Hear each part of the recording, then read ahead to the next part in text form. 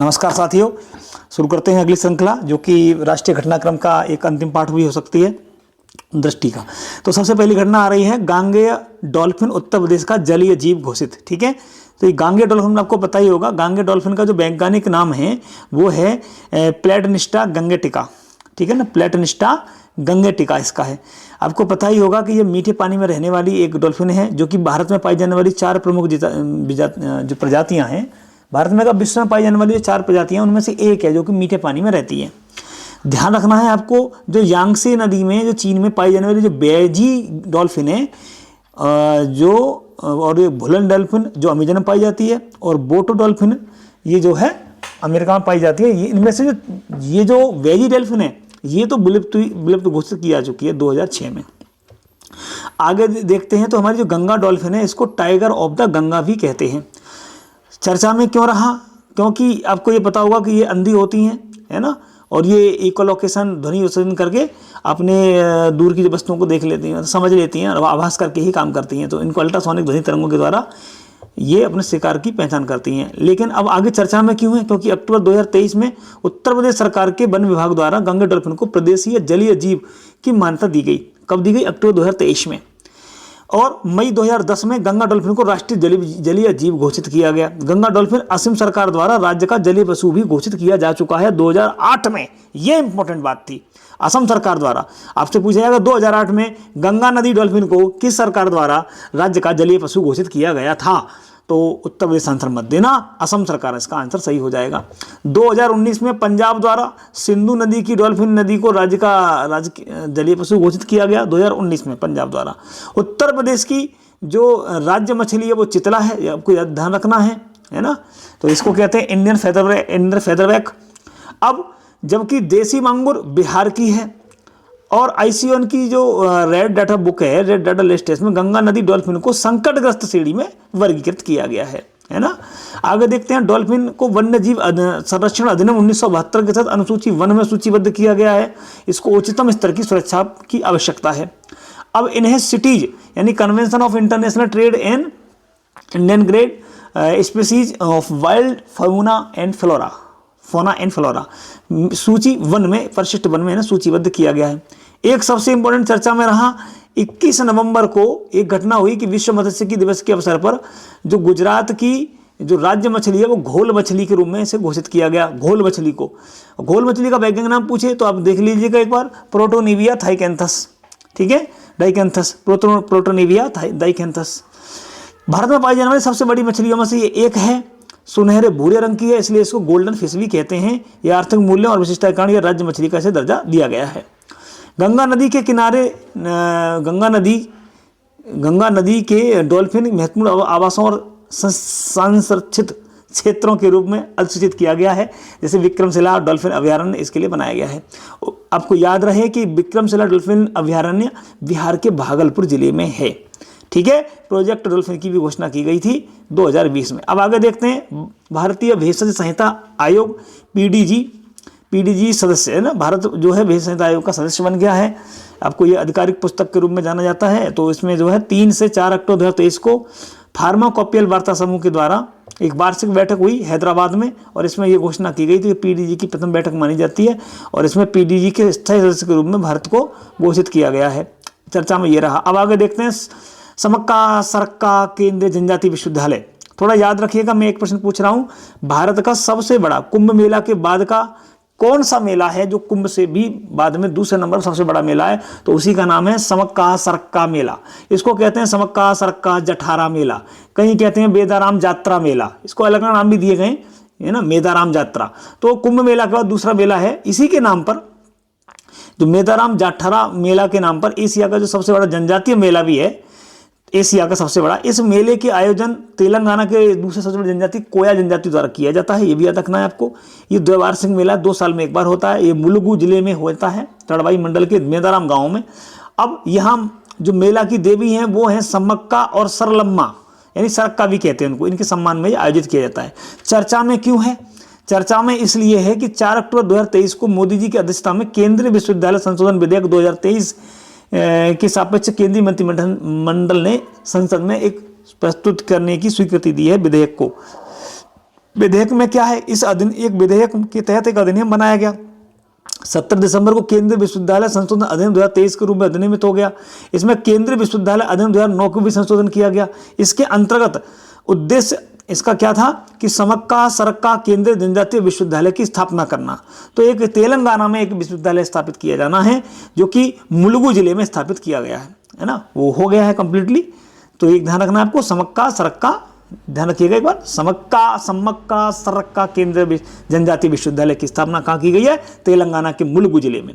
अब आगे देखते हैं travel for life. Mission life Bharat के नेतृत्व वाला एक वैश्विक जन आंदोलन है। इसका उद्देश्य पर्यावरण की रक्षा और संरक्षण के लिए व्यक्तित्व और सामुदायिक कार्यवाही को प्रेरित करना है। लाइफ का अर्थ होता है लाइफ स्टाइल फॉर एनवायरनमेंट, है ना। तो 1 नवंबर 2021 को जब ग्लासगो में नरेंद्र मोदी जी पहुंचे यूनाइटेड किंगडम में, जब COP 26 हुआ तो उसमें ये बात रखी गई। और 2022 में मोदी जी ने एकता नगर गुजरात में स्थित स्टैच्यू ऑफ यूनिटी के से मिशन लाइफ के औपचारिक शुभारंभ की घोषणा भी कर दी। अब ये इसके तहत 2028 तक भारत में कम से कम 80% गाँव और स्थानीय निकायों को पर्यावरण अनुकूल बनाने का लक्ष्य रखा गया है। तो थोड़ा इसलिए चर्चा में रहा। 27 सितंबर 2023 को पर्यटन मंत्रालय और भारत के विश्व पर्यटन दिवस के अवसर पर भारत मंडपम नई दिल्ली में ट्रैवल फॉर लाइफ कार्यक्रम को वैश्विक रूप से लॉन्च किया गया। आपको ध्यान रखना है, ट्रैवल फॉर लाइफ में के अंतर्गत पर्यटन के क्षेत्र के लिए एक क्षेत्रीय कार्यक्रम है, ठीक है। सतत पर्यटन के लिए राष्ट्रीय रणनीति के तहत अभिसरण के में देश में स्थायी पर्यटन को बढ़ावा देने के उद्देश्य से है। अब लाइफ कार्यक्रम है, इसके 2 अलग अलग क्षेत्र हैं, 2 अलग अलग क्षेत्रों में ये प्रारंभ किया गया। कौन कौन से? स्वच्छता के लिए ट्रैवल फॉर लाइफ और ग्रामीण पर्यटन के लिए ट्रैवल फॉर लाइफ। तो थोड़ा सा ये ध्यान रखिएगा।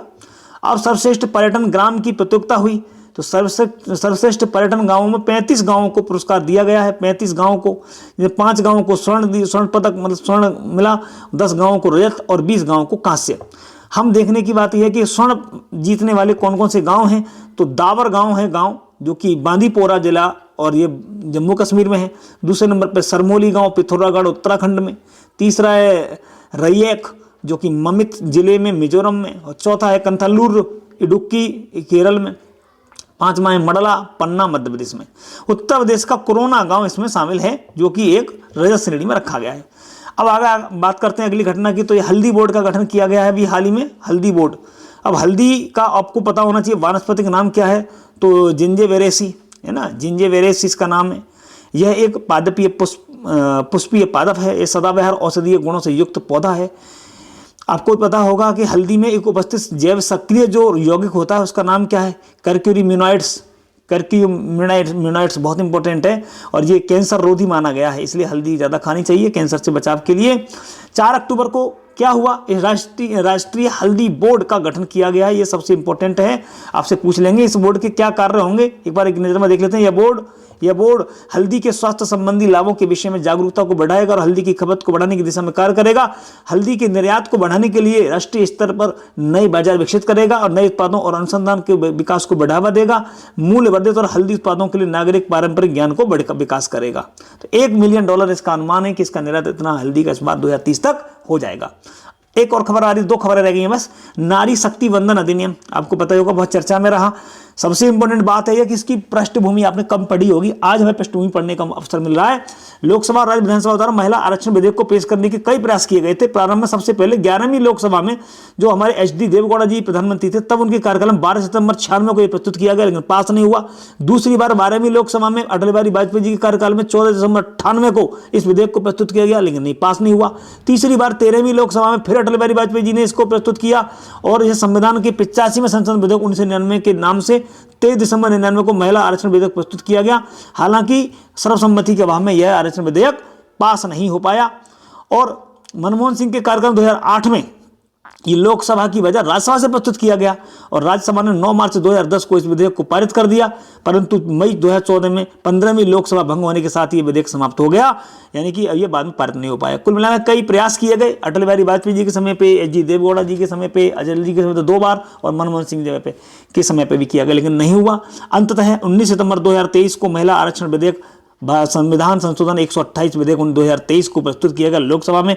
तो 20 सितंबर को लोकसभा में इसे पारित कर दिया गया, 21 सितंबर को राज्यसभा में पारित कर दिया और 28 सितंबर को राष्ट्रपति जी द्रौपदी मुर्मू जी के द्वारा यह पास करके संविधान का 106वां संशोधन कर दिया गया। और इस प्रकार क्या संशोधन किया गया है कि संसद के एक विशेष सत्र में ये पास किया गया है। तो नारी शक्ति वंदन अधिनियम इसका नाम दिया गया। इसके तहत नए संसद भवन में ये पास होने वाला पहला विधेयक बन गया और विधायिकाओं में महिलाओं की न्यूनतम 33% भागीदारी सुनिश्चित इसके द्वारा हो जाएगी। अब आपको ध्यान रखना है कि अधिनियम के माध्यम से लोकसभा, राज्य विधानसभाएं और राष्ट्रीय राजधानी क्षेत्र की विधानसभाएं, दिल्ली की विधानसभा में महिलाओं को कुल सीटों का 1/3 सीटों में आरक्षण मिलेगा। संविधान का ये 106वां संशोधन अधिनियम 2023 के माध्यम से अनुच्छेद 239 ए में संशोधन किया गया। 3 नए अनुच्छेद जोड़े गए, ये बहुत इंपॉर्टेंट है। 330, 332, 334 ए, मतलब ध्यान रखना है आपको। 330 ए, 332 ए, 334 ए, तो तीनों में ए है, 2 के अंतर से है। अब 330 ए क्यों इंपॉर्टेंट है, इसमें लिए लिखा गया है, इसके माध्यम से कुछ प्रावधान शामिल किए गए। जैसे लोकसभा में अनुसूचित जातियों, अनुसूचित जनजातियों के लिए आरक्षण सीटों में 1/3 सीटें महिलाओं को आरक्षित होंगी। दूसरा, लोकसभा में प्रत्यक्ष निर्वाचन के माध्यम से भरी जाने वाली कुल सीटों की 1/3 सीटें अनुसूचित जाति, अनुसूचित जनजाति की महिलाओं के लिए आरक्षित सीटों की संख्या सहित महिलाओं के लिए आरक्षित हो जाएंगी। ठीक है। अब आता है नए अनुच्छेद 332 को जोड़ने का माध्यम क्या है, प्रत्येक राज्य की विधानसभा और महिलाओं के हेतु सीटों के आरक्षण के लिए ये आर्टिकल है। आर्टिकल 334 क्यों है कि इसके माध्यम से महिलाओं के लिए सीटों के आरक्षण को लागू करने से संबंधित शर्तें हैं। ठीक है। अब इसमें महिलाओं की सीटों के लिए आरक्षण के संबंधित प्रावधान है और परिसीमन की प्रक्रिया के बाद ही ये प्रभावी होगा। लोकसभा और राज्य विधानसभा, आपको थोड़ा देखना, लोकसभा और राज्य की विधानसभा और राष्ट्रीय राजधानी क्षेत्र दिल्ली की विधानसभा महिलाओं के आरक्षण के लिए 15 वर्ष की अवधि के लिए इसे लागू किया जाएगा। उसके बाद इसकी अवधि बढ़ाई भी जा सकती है, तो थोड़ा ये ध्यान रखना है। आगे आता है प्रधानमंत्री विश्वकर्मा योजना। अब ये प्रधानमंत्री जो विश्वकर्मा योजना है, ये किसके लिए है, कारीगरों और शिल्पकारों और भारतीय अर्थव्यवस्था में काम करने वाले व्यक्तियों के लिए ये एक बहुत बड़ी भारत की सबसे बड़ी एक योजना है, जो कि इसका नाम है प्रधानमंत्री विश्वकर्मा योजना। ठीक है। अब इसको क्या है, ये ऐसे लोग जो अपने हाथों से काम करते हैं, हाथों के द्वारा उपकरणों को तैयार करते हैं, ये उनके लिए ये तैयार की गई है।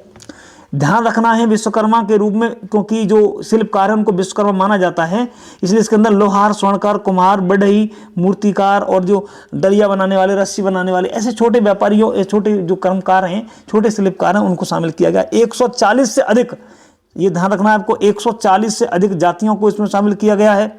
एक और बात याद रखनी है, इसके लिए कितने रुपए आवंटित किए गए, तो 3000 करोड़ रुपए आवंटित किए गए।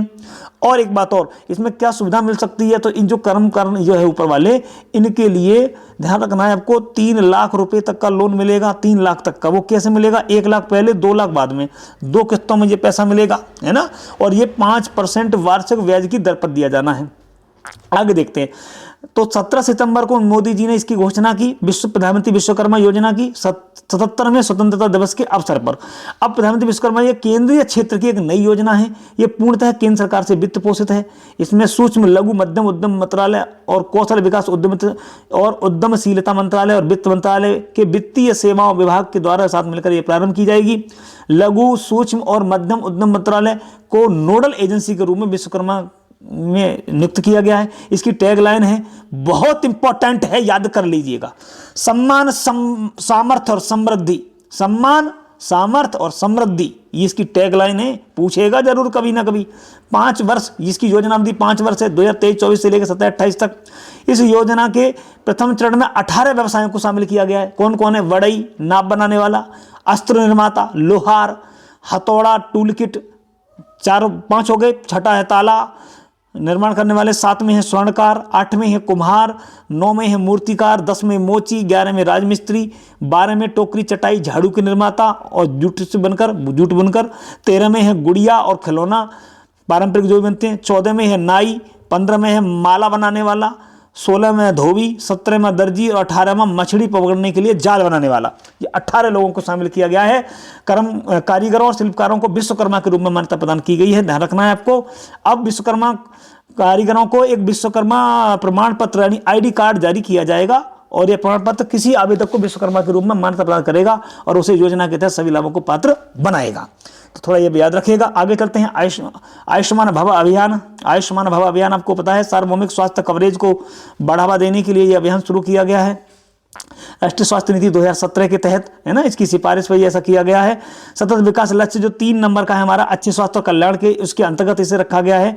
अब इसमें 4 स्तंभ जो शामिल किए गए वो कौन कौन से? स्वास्थ्य और कल्याण केंद्र, और प्रधानमंत्री जन आरोग्य योजना, प्रधानमंत्री आयुष्मान भारत स्वास्थ्य अवसंरचना मिशन और प्रधानमंत्री आयुष्मान भारत डिजिटल मिशन को इसमें शामिल किया गया। 13 सितंबर 2023 को द्रौपदी मुर्मू जी ने गांधीनगर गुजरात से इसको वर्चुअल माध्यम से प्रारंभ किया है। ठीक है, राष्ट्रव्यापी स्वास्थ्य सेवा पहल है ये। इसमें आईडी बना करके गैर संचारी रोगों की तपेदिक, जैसे तपेदिक के स्किल सेल रोगों की जांच, प्रबंधन और इसकी संबंधित सेवाओं के बारे में जागरूकता बढ़ाने के उद्देश्य से प्रारंभ किया गया है।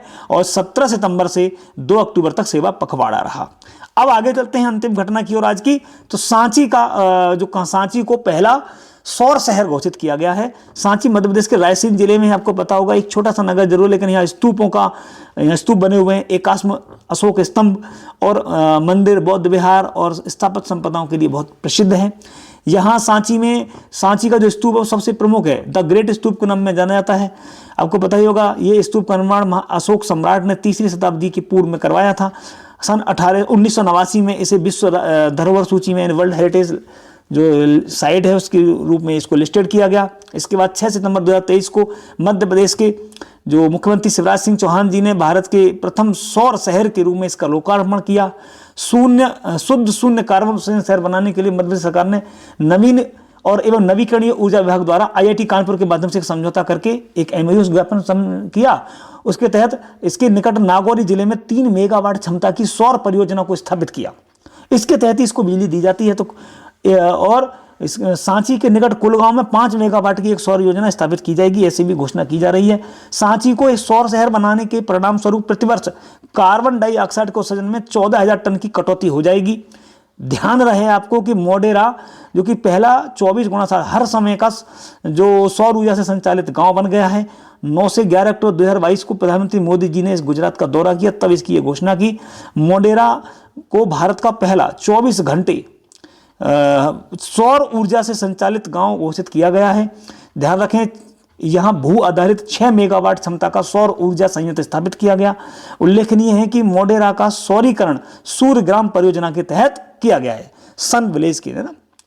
अब इस परियोजना के माध्यम से मोढेरा भारत का प्रथम शुद्ध नवीकरणीय ऊर्जा उत्पादक गांव बन गया है। इस प्रकार हमने देखा सौर ऊर्जा के बारे में। तो कुल 6 खबरों के साथ मैं उपस्थित हुआ। आपको ये सेशन अच्छा लग रहा होगा। अब अगली जो अंतर्राष्ट्रीय घटनाओं के साथ उपस्थित होंगे अगले सेशन में, मिलते हैं। अच्छे से इनको रिवाइज करिए और पढ़िए। और एक अभी हम प्रश्न उत्तरी की श्रृंखला शुरू करेंगे, जिसमें लगभग 20 डिस्क्रिप्टिव प्रश्न प्रतिदिन प्रति श्रृंखला के साथ चलाऊंगा। 4-5 श्रृंखलाएं होंगी, 100 बहुत चर्चित प्रश्न होंगे और वो साधारण से कठिनता के स्तर की ओर होंगे। अगर आपको ये चाहिए तो जरूर हमसे जुड़े रहें, सब्सक्राइब करें और आगे के लिए तैयार रहें प्रश्नोत्तरी के।